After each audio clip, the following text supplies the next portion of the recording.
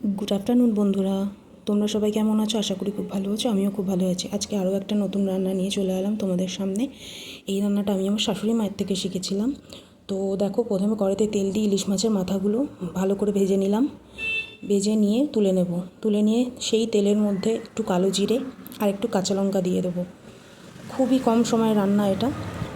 দিয়ে তারপরে কেটে রাখা কুমড়ো আর ঝিঙে দিয়ে নাড়িয়ে চাড়িয়ে তার মধ্যে একটুখানি হলুদ আর একটুখানি নুন দিয়ে দেব।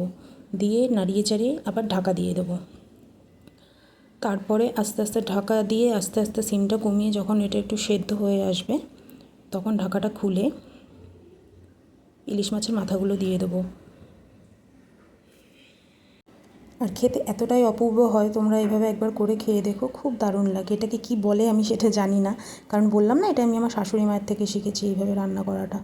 রান্না আগে পারতাম খুবই অল্প, তবে এখন পারি, মোটামুটি পারি, চলে যাওয়ার মতন পারি। এই হলো। তারপরে এই ইলিশ মাছের মাথাটা দেওয়ার পরে একটু ঢাকনাটা খুলে একটু সামান্য চিনি দেবো, কারণ যেহেতু আগে কুমড়ো দিয়েছি, মিষ্টি কুমড়ো, সেই কারণে মিষ্টিটা খুবই সামান্য দেবো। দিয়ে নাড়িয়ে চাড়িয়ে নামিয়ে দেবো। হয়ে গেল আমার ইলিশ মাছের মাথা দিয়ে ঝিঙে কুমড়োর তরকারি। চলো টাটা, বাই বাই, সবাই ভালো থেকো, সুস্থ থেকো।